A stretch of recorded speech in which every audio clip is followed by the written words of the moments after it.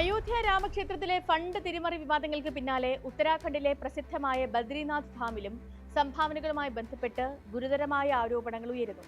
ക്ഷേത്രത്തിൽ ഭക്തർ നൽകുന്ന വഴിപാടുകളിലും കാണിക്കകളിലും കൃത്രിമത്വം കാണിക്കുന്നു എന്ന പരാതിയെ തുടർന്ന് ബദ്രിനാഥ് കേദാർനാഥ് ടെമ്പിൾ കമ്മിറ്റി എന്ന BKTC ഔദ്യോഗിക അന്വേഷണത്തിന് ഉത്തരവിട്ട് കഴിഞ്ഞു. അയോധ്യയിലെ രാമക്ഷേത്രത്തിൽ വഴിപാടുകൾ തട്ടിയെടുത്തു എന്ന പരാതി ഉയർന്നതിനെ തുടർന്നാണ് രാജ്യത്തെ പ്രമുഖ ക്ഷേത്രങ്ങളിലെ സംഭാവനകൾ കൈകാര്യം ചെയ്യുന്നതിനുള്ള പരിശോധനകൾ കർശനമാക്കിയത്. അയോധ്യ ക്ഷേത്ര സംഭാവന കൊള്ളയിൽ സർക്കാരിന് ഉത്തരവാദിത്തമില്ലെന്നും ശ്രീരാമ ജന്മഭൂമി ട്രസ്റ്റ് സ്വതന്ത്ര സംഘടനയാണെന്നും ആഭ്യന്തര മന്ത്രാലയം വ്യക്തമാക്കി കഴിഞ്ഞു. ഇതോടെ രാജ്യത്തെ പ്രധാന ക്ഷേത്രങ്ങളിലേക്ക് ലഭിക്കുന്ന സംഭാവനകൾ ഉൾപ്പെടെയുള്ള വസ്തുക്കളിൽ കാര്യക്ഷമമായ ഓഡിറ്റ് നടക്കുന്നുണ്ടോ എന്നൊരു ചോദ്യവും ഉയരുകയാണ്. ഈ വിഷയമാണ് ഇന്ന് സ്പോട്ട്ലൈറ്റും പരിശോധിക്കുന്നത്. അയോധ്യ സംഭാവന കൊള്ളയ്ക്ക് പിന്നാലെ ബദ്രിനാഥ്.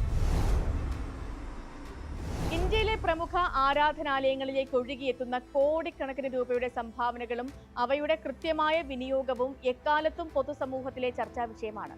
അടുത്തിടെ അയോധ്യയിലെ രാമജന്മഭൂമി ക്ഷേത്രത്തിൽ സംഭാവനകൾ മോഷ്ടിക്കപ്പെട്ടതായി ഉയർന്ന പരാതികൾ ഈ ക്ഷേത്രങ്ങളിലെ ഫണ്ട് കൈകാര്യം ചെയ്യുന്ന സംവിധാനങ്ങളെ വീണ്ടും വിവാദത്തിലാക്കി കഴിഞ്ഞു. രാജ്യത്തെ വലിയ ക്ഷേത്രങ്ങളിലെല്ലാം സംഭാവന കൈകാര്യം ചെയ്യുന്നതിന്റെ ഏറെക്കുറെ സമാനമായ രീതികളാണ് ഇവിടെയും. ഓരോ ദിവസവും ലക്ഷക്കണക്കിന് ഭക്തരാണ് വഴിപാട് നടത്തിവരുന്നത്. അധികാരപ്പെടുത്തിയ ജീവനക്കാർ നിശ്ചിത സമയത്ത് ഭണ്ഡാരങ്ങൾ തുറന്ന് തുകയെണ്ണൽ കേന്ദ്രങ്ങളിലേക്ക് മാറ്റുന്നു. അവിടെ പണം, നാണയം, ആഭരണങ്ങൾ എന്നിവ തരംതിരിച്ച് എണ്ണി രേഖപ്പെടുത്തിയ ശേഷം നിശ്ചിത ബാങ്ക് അക്കൗണ്ടുകളിലേക്ക് ഇവ നിക്ഷേപിക്കുന്നു. ഈ മുഴുവൻ പ്രക്രിയയും CCTV ക്യാമറകളുടെ നിരീക്ഷണത്തിൽ നടക്കുന്നു എന്നാണ് ഔദ്യോഗിക ഭാഷ്യം. ഈ നടപടികളിലാണ് ഇപ്പോൾ സംശയത്തിന്റെ കരിനിഴൽ വീണിരിക്കുന്നതും. ഇന്ത്യയിലെ തന്നെ ഏറ്റവും വലിയ തീർത്ഥാടന കേന്ദ്രങ്ങളിൽ ഒന്നാണ് ബദ്രിനാഥും കേദാർനാഥും. ഓരോ വർഷവും കോടിക്കണക്കിന് തീർത്ഥാടകരാണ് ഇവിടേക്ക് എത്താറുള്ളത്. ബദ്രിനാഥ് കേദാർനാഥ് ടെമ്പിൾ കമ്മിറ്റി അഥവാ BKTC ഭരിക്കുന്ന ക്ഷേത്രങ്ങളിൽ ഭക്തർ നൽകുന്ന വഴിപാടുകൾ വളരെ കൃത്യമായി കണക്കിൽപ്പെടുത്തുന്നില്ലെന്നും ഇതിൽ ഉദ്യോഗസ്ഥർക്ക് പങ്കുണ്ടെന്നുമാണ് ഇപ്പോൾ ഉയരുന്ന പ്രധാന ആരോപണം. സാമൂഹ്യ മാധ്യമങ്ങളിൽ പ്രചരിച്ച ചില ആരോപണങ്ങളാണ് ഈ വിഷയത്തിൽ സമിതിയുടെ ശ്രദ്ധ പതിയാൻ കാരണമായത്. ക്ഷേത്രത്തിലെ ഒരു ജീവനക്കാരൻ തന്റെ അധികാരം ദുരുപയോഗം ചെയ്ത് വഴിപാട് പണത്തിൽ തിരിമറി നടത്തിയെന്നും ഇയാൾക്ക് BKTC പ്രസിഡന്റുമായി അടുപ്പമുണ്ടെന്നും സോഷ്യൽ മീഡിയയിൽ പ്രചാരണമുണ്ടായിരുന്നു. ഈ ആരോപണങ്ങൾ BKTC പ്രസിഡന്റ് ഹേമന്ത് ദ്വിവേദി നിഷേധിച്ചു. ഈ സംഭവം വിവാദമായതിനെ തുടർന്ന് ബദ്രിനാഥ് കേദാർനാഥ് ടെമ്പിൾ കമ്മിറ്റി രൂപീകരിച്ച പ്രത്യേക സമിതിയെ അന്വേഷണത്തിനായി നിയോഗിച്ചു. ഇതിന്റെ ഭാഗമായി ക്ഷേത്രത്തിലെ സംഭാവന കേന്ദ്രങ്ങളിലെ CCTV ദൃശ്യങ്ങൾ വിശദമായി പരിശോധിക്കും. ബന്ധപ്പെട്ടുള്ള രേഖകൾ പരിശോധിക്കുകയും ഉദ്യോഗസ്ഥരിൽ നിന്ന് മൊഴിയെടുക്കുകയും ചെയ്യും. ക്രമക്കേടുകൾ തെളിഞ്ഞാൽ കടുത്ത നടപടികൾ സ്വീകരിക്കുമെന്ന് അധികൃതർ വ്യക്തമാക്കിയിട്ടുണ്ട്.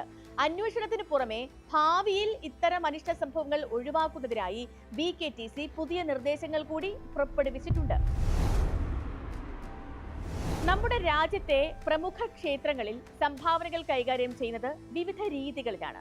ഇപ്പോൾ അയോധ്യ രാമക്ഷേത്രത്തിൽ ഏകദേശം 35 ഭണ്ഡാരങ്ങളിൽ നിന്നാണ് സംഭാവനകൾ ശേഖരിക്കുന്നത്. ട്രസ്റ്റ് ഉദ്യോഗസ്ഥരും സ്റ്റേറ്റ് ബാങ്ക് ഓഫ് ഇന്ത്യ പ്രതിനിധിയും ഉൾപ്പെടുന്ന ഒരു സംഘമാണ് ഭണ്ഡാരങ്ങൾ തുറക്കുക.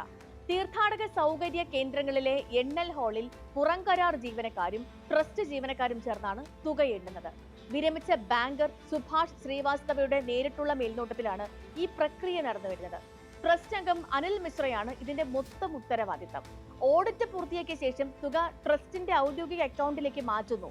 അയോധ്യ സംഭാവന കൊള്ളക്കേസിൽ അറസ്റ്റിലായവർ പണം മോഷ്ടിക്കുന്നതിന്റെ CCTV ദൃശ്യങ്ങൾ രാമക്ഷേത്രത്തിൽ നിന്നും പോലീസിന് ലഭിച്ചിട്ടുണ്ട്.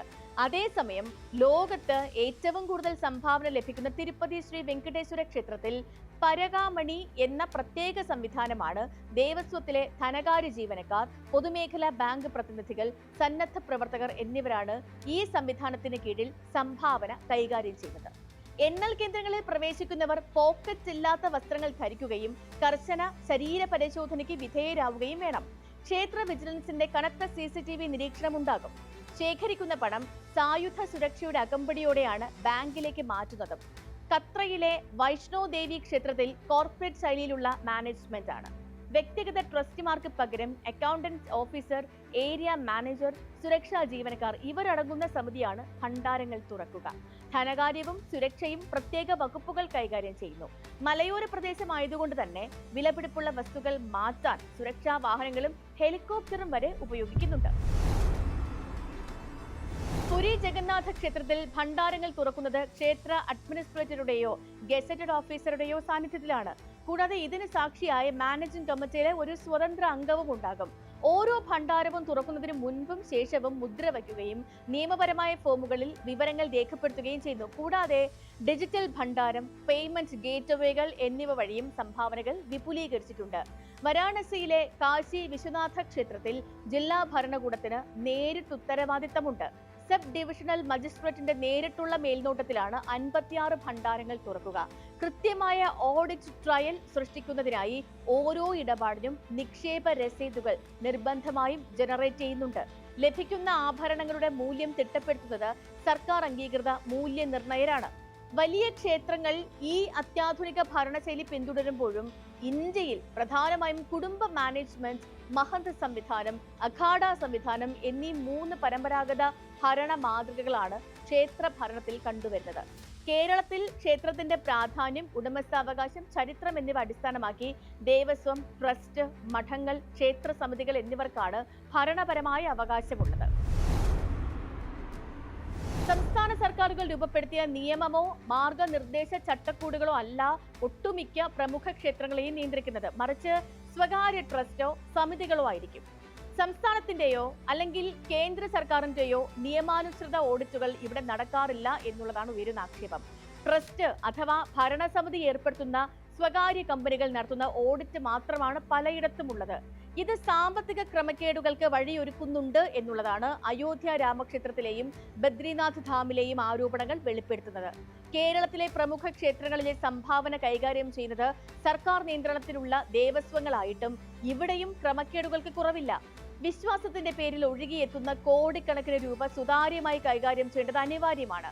പരമ്പരാഗതമായ ക്ഷേത്ര ഭരണ രീതികളിൽ നിന്നും മാറി ആധുനിക സാങ്കേതിക വിദ്യയും ഡിജിറ്റൽ ഓഡിറ്റിംഗും കണിശമായ ഭരണ നിർവഹണവും നടപ്പാക്കിയാൽ മാത്രമേ ഭക്തരുടെ വിശ്വാസം സംരക്ഷിക്കാനും ഇത്തരം സാമ്പത്തിക ക്രമക്കേടുകൾക്ക് തടയിടാനും സാധിക്കുകയുള്ളൂ.